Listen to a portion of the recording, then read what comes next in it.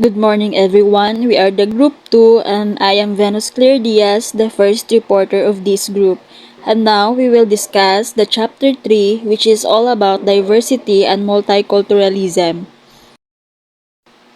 Hiring multicultural. It is refers to the practice of recruiting and employing individuals from diverse culture background. The goal of this hiring multicultural is to build a workforce that reflects a variety of culture. So, hiring multicultural, it is the process ng pagkukuha ng mga employee or empleyado from other cultures. So, kapag ang isang kumpanya ay nag-hire ng employee, ito ay nagkakaroon ng mas malawak na perspektibo, ideas, and it is also help sa isang kumpanya ang pagpabuti ang pag-process inside the company. So, like for example, there's one company here in the Philippines na nag-hire ng employee from other countries. So, in this situation, ang kumpanya ay nagkakaroon ng employee na may iba't ibang pananaw or experience na pwedeng magdala ng idea or solusyon sa problema o proyekto ng isang kumpanya dito sa Pilipinas. So, second is diversity and multiculturalism. So, there are differences between two. First is when we say diversity, it is defined as the difference between people, which are the race, gender, social orientation, religion, ability, and much more. And while multiculturalism, it goes deeper than the diversity by focusing on inclusiveness, understanding, and respect, and also looking at unequal power in society. So, like for example, in diversity, so in a school, there are students who come from different countries, speak different language, and have different traditions. So this shows diversity because students are all different from each other. And the multiculturalism example, in the same school, the teachers encourage students to celebrate their different tradition, share their language, and learn about each other cultures. This show multiculturalism because the school values and includes all the different culture in its activities. So in short, diversity is about variety only, while multiculturalism, it is about embracing and valuing the variety. Third is the power and privilege. So in this chapter, diversity focuses on the otherness or difference between individual and has a good goal of making sure through policies so that everyone is treated the same, while this is the legal and the right thing to do. Multiculturalism looks at a system of advantage based on a race, gender, and sexual orientation called power and privilege. So the difference between two, first is power.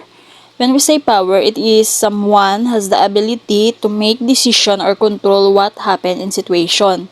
So, for example, in one company, a boss of that company has power over employees because they can decide who get erased or who get assigned to a particular task.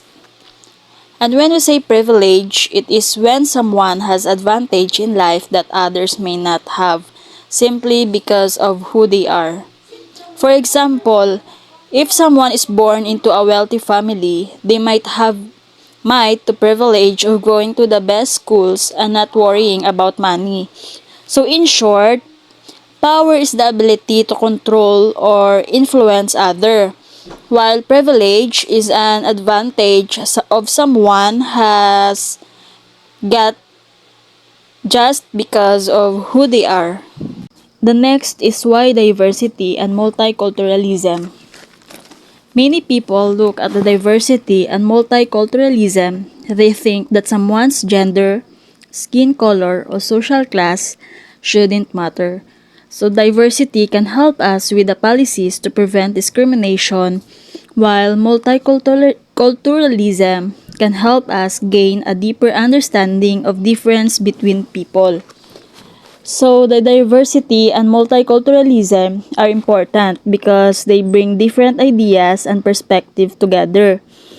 It is also help people understand each other better, solve the problems more creatively, and create a more exclusive and inclusive and harmonious society. The next is a diversity plan. Diversity plan is a strategic framework designed by an organization, institution, or company to promote diversity, equity, and inclusion or DIE within its environment. This plan outlines specific goals, actions, policies, and initiatives aimed at fostering a more inclusive culture that values and respects difference in race, intensity, gender, sexual orientation, age, disability, religion, and socioeconomic status and other aspects of identity. In diversity plans, Josh Greenberg, a researcher, he says there are three steps. First is assessment of diversity. Assessment of diversity employs satisfaction surveys, discussion, and open forums that can provide insight into the challenge and obstacles to diversity. So assessment, it is a way to measure how diverse a group of people is such as in a workplace or community.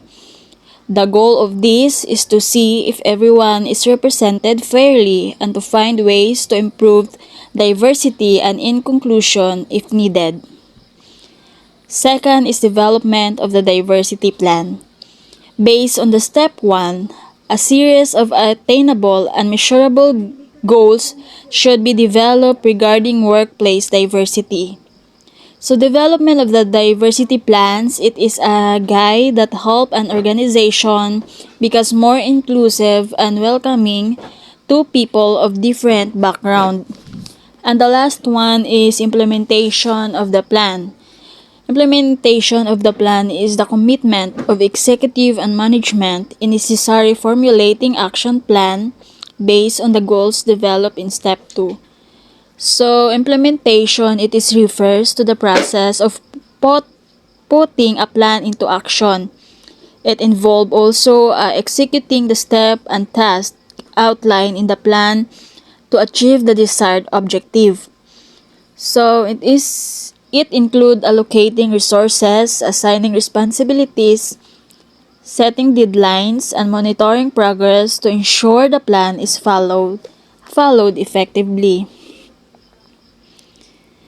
So diversity plans are essentials for creating an environment where all individuals feel valued, respected, and empowered to contribute to the organization's success.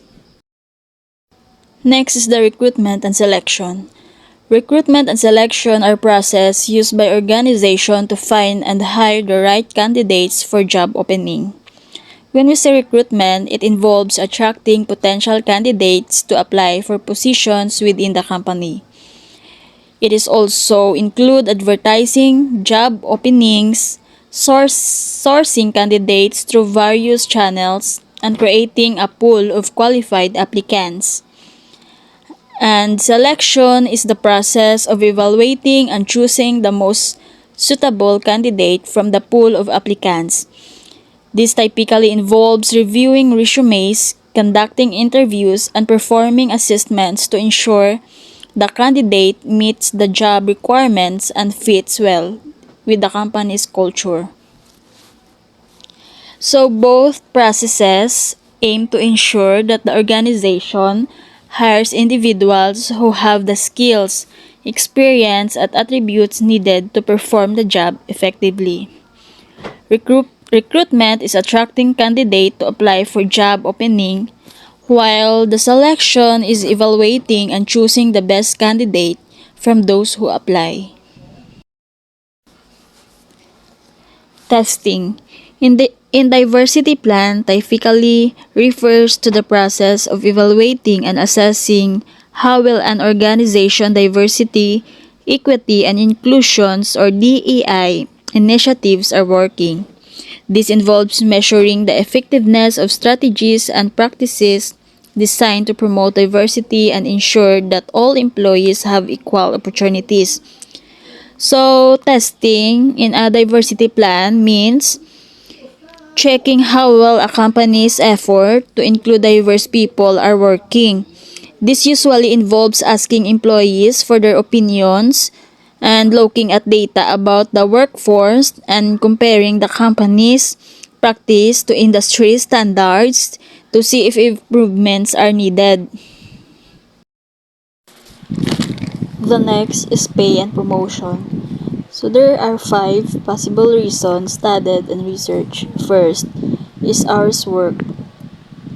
As hours work studies have said that women tend to work few hours because of child care and housework expectation. So it is generally refers to the amount of time an employee spends working, which can influence both their compensation and opportunities. Occupational choice. In the context of pay and promotion, it is refers to the decision individuals make about their careers based on potentials, earning, and opportunities for advancement. It involves choosing a profession of job that aligns with their financial goals and career aspiration. Means picking a job based on how much it pays and the chances to move up in the company. People often choose jobs that offer good pay and opportunities for promotion to ensure they can earn more and advance in their careers over. So in summary, when choosing a career, people weigh how much they will earn or pay and the potential for upward movement in their job or promotion. This helps them select a path that meets their personal and professional goals. Next is maternity and family leave. In a diversity plan, typically refers to policies and practice that support employees who are expecting a child or who need to take time off for family-related reasons.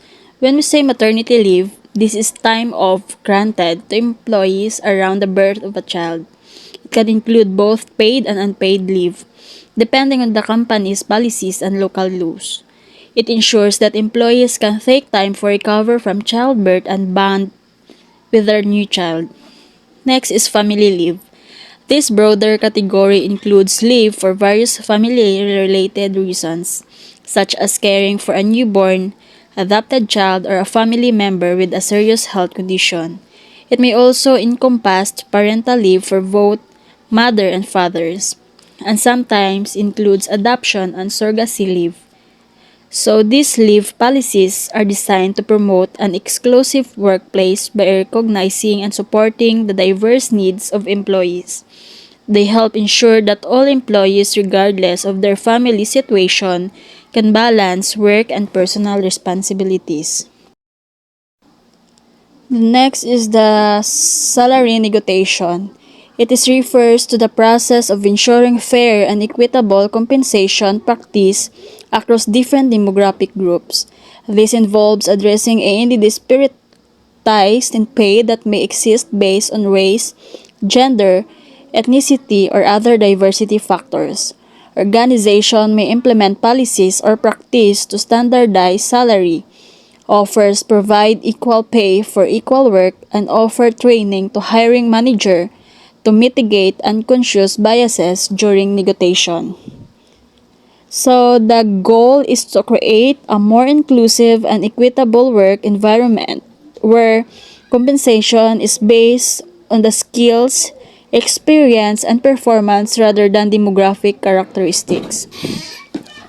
So in diversity plan, salary negotiation means making sure everyone is paid fairly, no matter their background. It involves checking that there are no unfair pay gaps between different groups of people and making sure that everyone gets equal pay for similar work. The next one is the now what. The now what phase in a diversity plan refers to the action and steps taken after initial diversity and in conclusion assessments and strategies are put into place. It is focuses on the implementation and evaluation of these strategies to ensure they are effective and lead to meaningful change.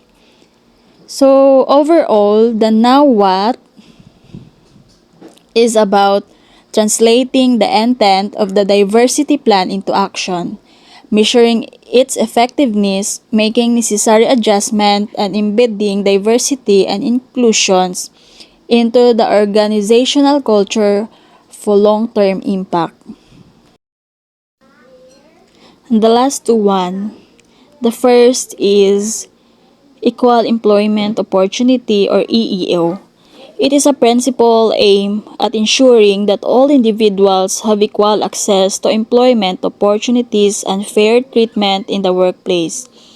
Its role is to prevent discrimination based on race, color, religion, sex, national origin, disability, or age. EEO policies are designed to create diverse and inclusive work environment by providing equal opportunities for hiring, promotion, training, and other employment-related decisions. So, equal employment opportunity or EEO, it ensures that everyone has a fair chance to get a job and be treated equally at work, regardless of things like race, gender, and age. The Equal Employment Opportunity Commission, or EEOC, is a U.S. government agency that makes sure people are treated fairly at work. It enforces laws that protect workers from being discriminated because of their race, color, religion, sex, national origin, age, disability, or genetic information. If someone feels they've been treated unfairly at work, they can file a complaint with the EEOC, which will investigate and take action if necessary. The EEOC also helps educate employers and workers about their rights and responsibilities. The EEOC oversees a variety of laws related to multicultural practices, many of which originated from Title VII of the Civil Rights Act in 1964. These laws cover areas such as age, disability, equal pay, genetic information, national origin, pregnancy, race or color, religion, retaliation, sex, and sexual harassment.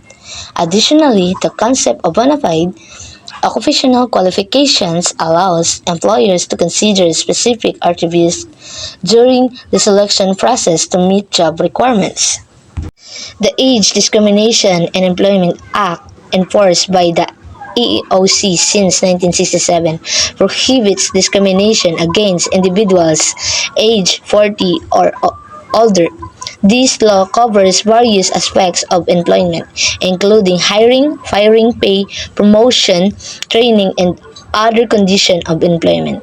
Additionally, the ADIA prohibits age-based harassment, protecting individuals from offensive remarks about their age in the workplace. The American with Disabilities Act prohibits discrimination against people with disabilities in several areas, including employment, transportation, public accommodations, communications, and access to state and local government programs and services. Employers cannot discriminate against people with disabilities and must provide reasonable accommodations such as the addition of wheelchair ramp to accommodate those with disabilities. Equal pay refers to the fact that people should legally be paid the same amount for performing the same type of work, even if the job title is different. Genetic information includes information about your genetic tests and genetic tests of your family members. It also includes information about any diseases, disorder, or condition of your family members. The law forbids discrimination on the basis of genetic information when it comes to any aspect of employment, including hiring, firing, pay, job assignments, promotions, or any other term or condition of employment. National origin. It is a key concept in discussions about diversity and multiculturalism. It refers to the country or place where a person was born or where ancestors came from. National origin helps highlight and respect the different backgrounds and cultures that individuals bring to the society. So it is illegal to treat people unfavorably because they are from a particular country or part of the world, because of their accent, or because they appear to be a particular descent even if they are not. So this law protects employees based on natural origin, refers to all aspects of employment such as hiring, firing, pay, job assignments, promotions, layoffs, training, and fringe benefits. Next is pregnancy. So pregnancy, it involves recognizing and respecting the different cultural practices, beliefs, traditions related to pregnancy and childbirth. So pregnancy in the context of diversity and multiculturalism involves recognizing and respecting the different cultural practices, beliefs, and traditions related to pregnancy and childbirth. So Pregnancy Discrimination Act of 1978, added to the Civil Rights Act of 1964, is enforced by the EEOC. So this section of EEOC refers to the unfavorable treatment of a woman because of pregnancy, childbirth, or a medical condition related to pregnancy or childbirth. So the female who is unable to perform job owing to pregnancy must be treated the same as other temporarily disabled employees. So for example, modified tasks or alternative assignments should be offered. Next is the race or color. So it is a discrimination, refers to treating someone unfavorably because he or she is a certain race or because of certain characteristics associated with race. So this discrimination can occur when the person discriminating is the same race or color of the person who is being discriminated against. In the context of diversity and multiculturalism, race and color are crucial elements that shape individual and collective experiences. So the EEOC law also protects people who are married to or associated with someone of a certain race or color. So in essence, race and color are integral to discussions about diversity and multiculturalism as they influence experiences of inclusion, representation, and equity in various contexts. Religion. This part of EEOC prohibits discrimination based on religious beliefs and requires companies to reasonably accommodate employees' religious practices. Employees should notify their employer of any needed accommodations for religious reasons. Requests for accommodation should be honored unless they significantly burden the organization's operations. The EEOC protects employees from religious discrimination and requires employers to accommodate religious practices unless it causes significant hardship. Example of accommodation include flexible scheduling for religious periods and allowance for religious attire and grooming.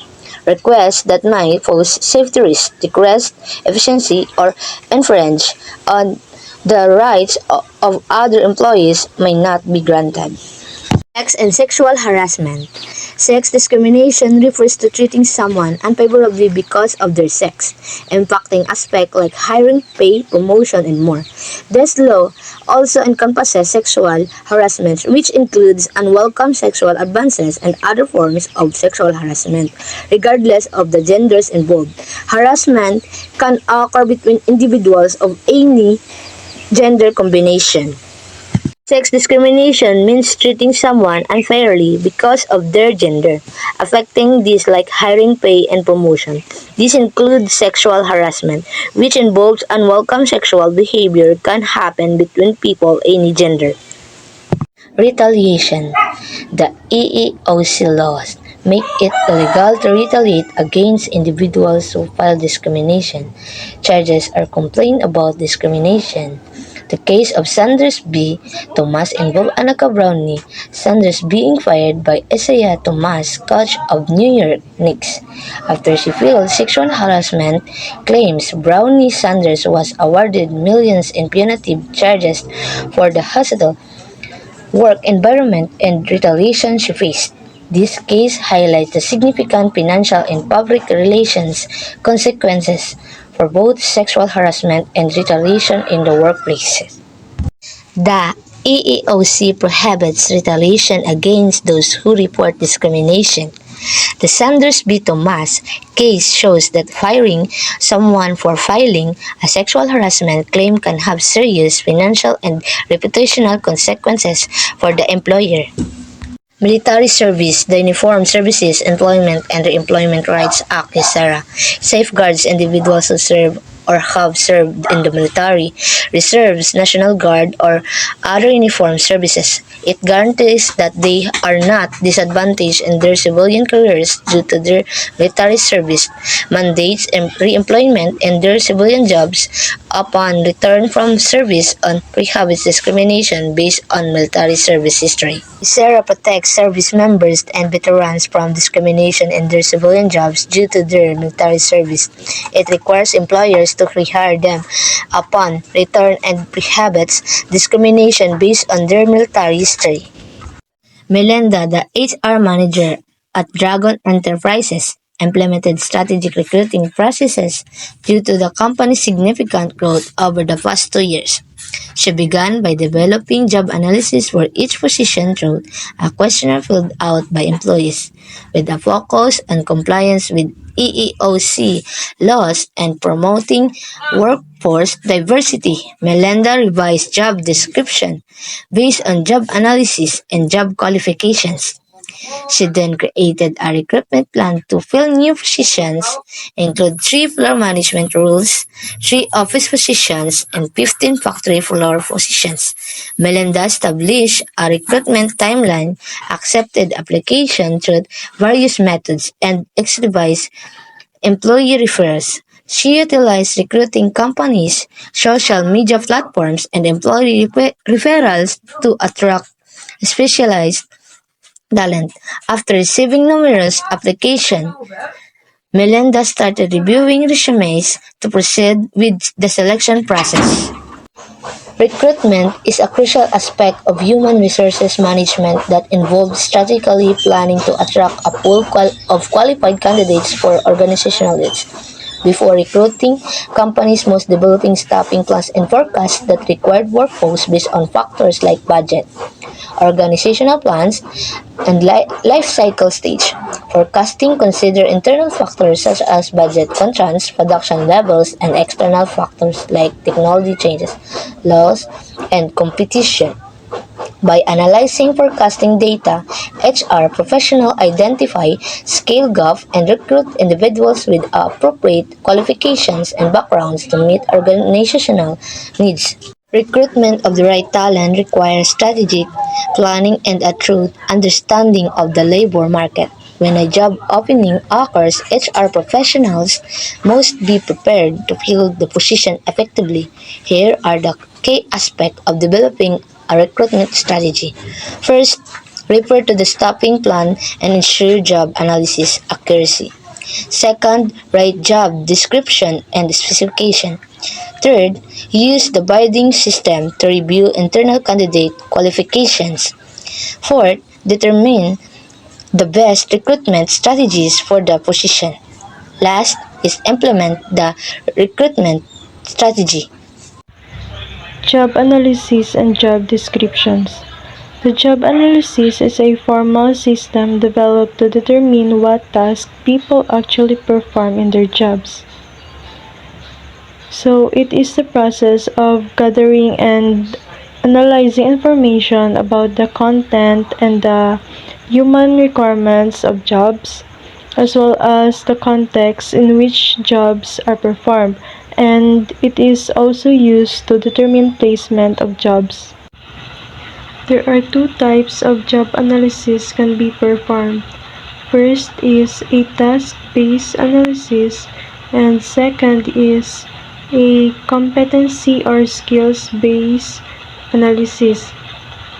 So, a task-based analysis focuses on the duties of the job as opposed to competency-based analysis, which focuses on the specific knowledge and abilities an employee must have to perform the job.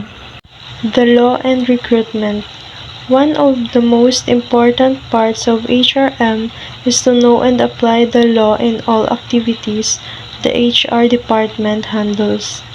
Specifically with hiring processes, the law is very clear on a fair hiring that is inclusive to all individuals applying for a job. The laws discussed here are applied specifically to the recruiting of new employees. Immigration Reform and Control Act. The Immigration Reform and Control Act was adopted by Congress in 1986. This law requires employers to attest to their employees' immigration status. It also makes it illegal to hire or recruit illegal immigrants. The purpose of this law is to preserve jobs for those who have legal documentation to work in the United States.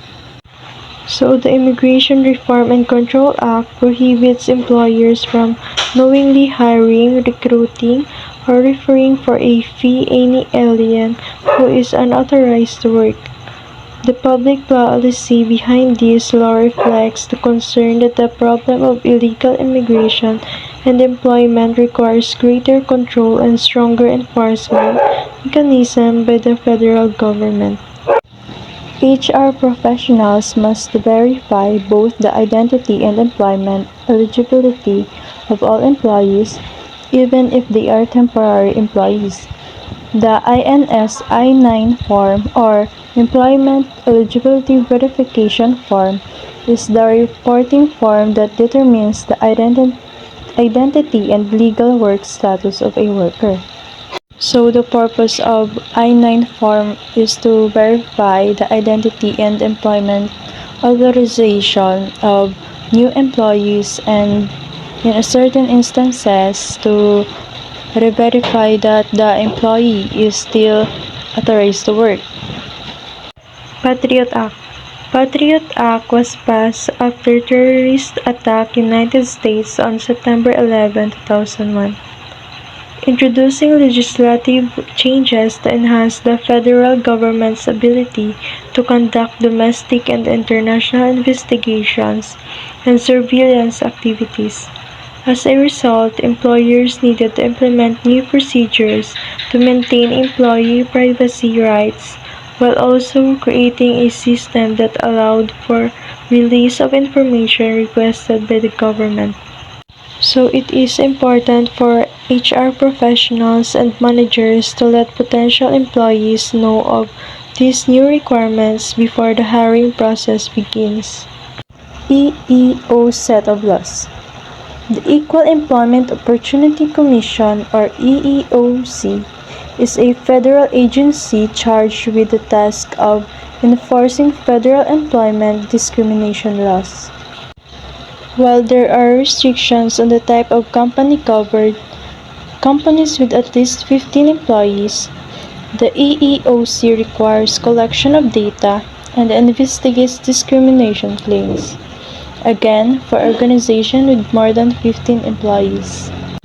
Equal Employment Opportunity or EEO is the practices that are designed so that all applicants and employees are treated similarly without regard to protected characteristics such as race and sex. Under EEO law related to the recruitment process, employers cannot discriminate based on age, 40 years or older, disability, genetic information, national origin, sex, pregnancy, race, and religion. So now that we already know the development of the job analysis, job description, and job specifications, it is now time to start recruiting. It is important to mention though that a recruitment plan should be in place. This plan can be informal, but you should outline where you plan to recruit and your expected timelines. For example, if one of your methods is to submit an ad to a trade publication website, you should know their deadlines. Also of consideration is to ensure you are recruiting from a variety of sources to ensure diversity. Lastly, consider the economic situation of the country. With high unemployment, you may receive hundreds of applications for one job. In an economy, you may not receive many applications and should consider using a variety of sources. So, recruitment is a process of identifying, attracting, interviewing, selecting, hiring, and onboarding employees. Recruiters. Some organizations choose to have specific individuals working for them who focus solely on the recruiting function of HR. Recruiters use similar sources to recruit individuals, such as professional organizations, websites, and other methods discussed in this chapter. So, recruiters are excellent at networking and usually attend many events where possible candidates will be present. Recruiters keep a constant pipeline of possible candidates in case a position should arise that would be a good match. There are three main types of recruiters. First is executive search firm, second, temporary recruitment or staffing firm, and third is corporate recruiter. Campus recruiting. Colleges and universities can be excellent sources of new candidates, usually at entry-level positions. This means that for the company, fresh graduate students are already capable in the job position because of the programs and trainings during their college days. They can gain lots of knowledges, capabilities, or skills even though they don't have enough experiences to the field. But not knowledges and skills are more than enough for the company to accept you in the job position. Consider technical colleges that teach cooking, automotive technology, or cosmetology. These can be a great sources of people with specialized training in a specific area.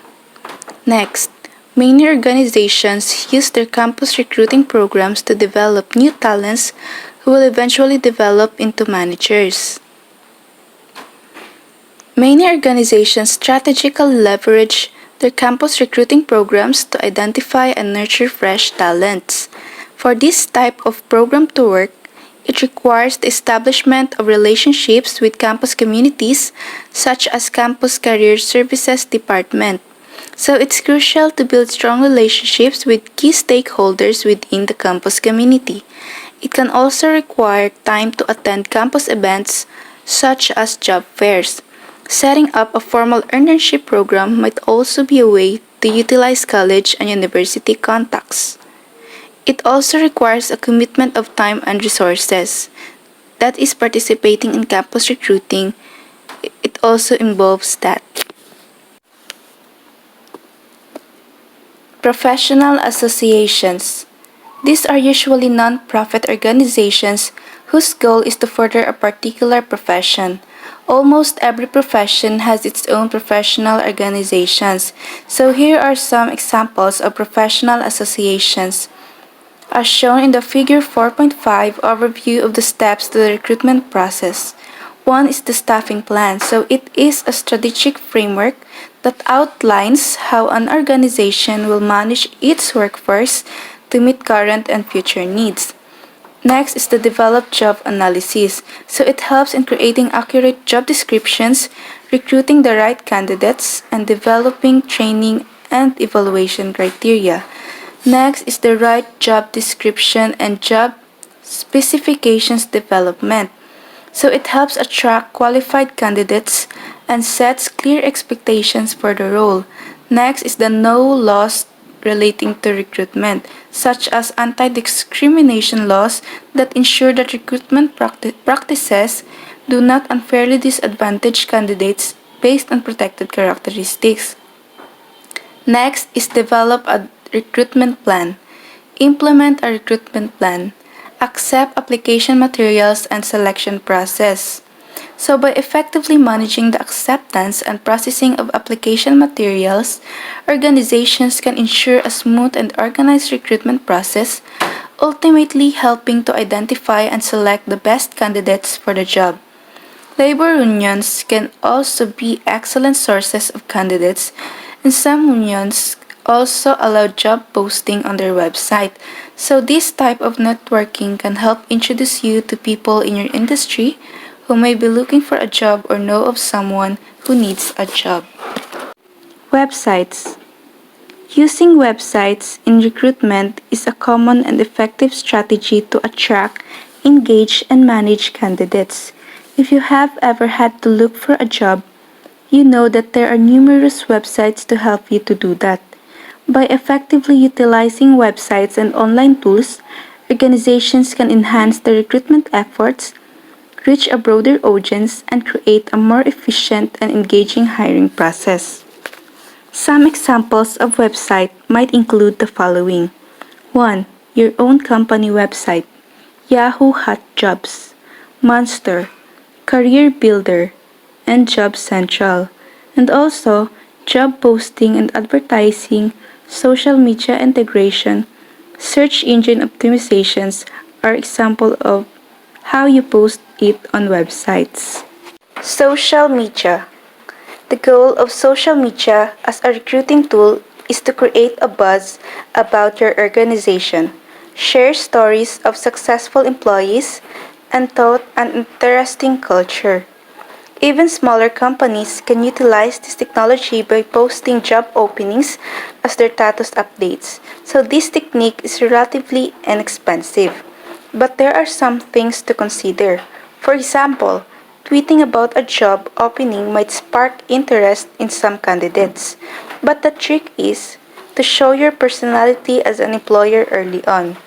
So according to Bruce Morton of Allergis Group Services, using social media is about getting engaged and having conversations with people before they're even thinking about you as an employer. So Facebook allows free job posting in Facebook Marketplace, and the company Facebook page can also be used as a recruiting tool. So Facebook, Twitter, LinkedIn, YouTube, and MySpace are excellent places to obtain a media presence to attract a variety of workers. Events. Many organizations such as Microsoft hold events annually to allow people to work and learn about new technologies.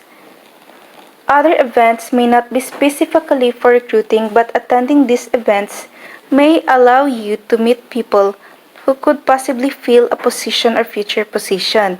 So, for example, in the world of fashion, or Fashion Group International or FGI hosts events internationally on a weekly basis, which may allow the opportunity to meet qualified candidates.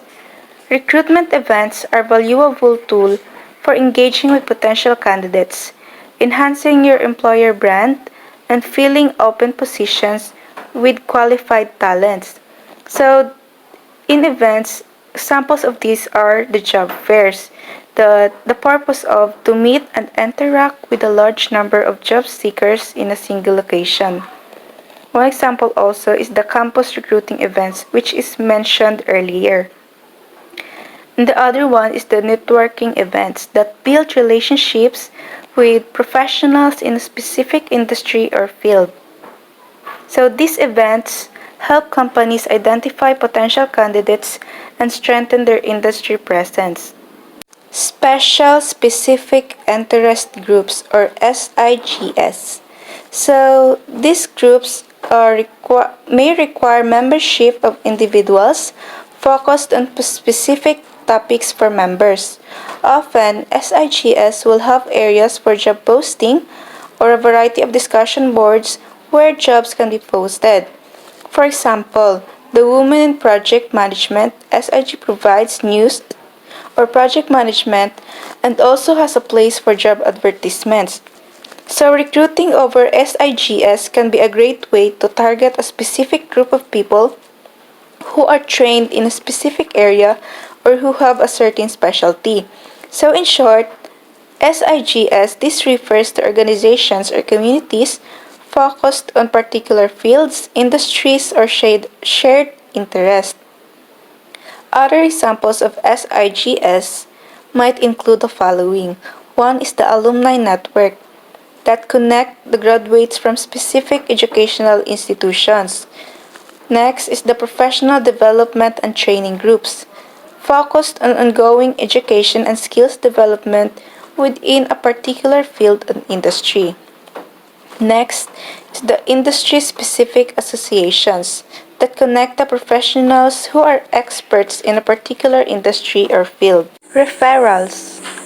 Referrals are a powerful tool in recruitment that leverage current employees' networks to find and attract new talents. So most recruiting plans include asking current employees, "Who do you know?" The quality of referred applicants is usually high since most people would not recommend someone they thought incapable of doing the job. So nepotism means a preference for hiring relatives of current employees, which can also lead to lack of diversity and management issues in the workplace. So ineffective employee referral program organizations can tap into their employees' networks, enhance the quality of hires, and improve overall recruitment efficiency. So some example of incentives that can be used to refer a friend might include the following: a gift card to the employee, a financial incentive, raffles for most referrals. So, offering incentives to refer a friend can be a quick way of recruiting individuals. However, be wary of using referrals as the only method for recruitment, as this can lead to lack of diversity in a workplace. Cost of recruitment. Part of recruitment planning includes budgeting the cost of finding applicants. So the cost of recruitment refers to the expenses associated with attracting, selecting, and hiring new employees. So understanding and managing recruitment costs helps organizations optimize their hiring strategies, improve budget allocation, and enhance overall recruitment efficiency. So one example of the cost is the recruitment marketing. So expenses from creating and distributing marketing materials. Examples, the branded career pages and the promotional videos. Next is the fees for posting job openings on platforms like LinkedIn. Next is the monetary rewards or other incentives given to employees who successfully refer candidates who are hired. And expenses related to the onboarding process, including orientation, training, and initial setup. So that is the example of cost in recruitment. So here is how you can calculate the cost of recruitment for the month. Cost per hire equals advertising cost plus recruiter cost plus referral cost plus social media cost plus event cost, that is equals to recruitment cost per hire.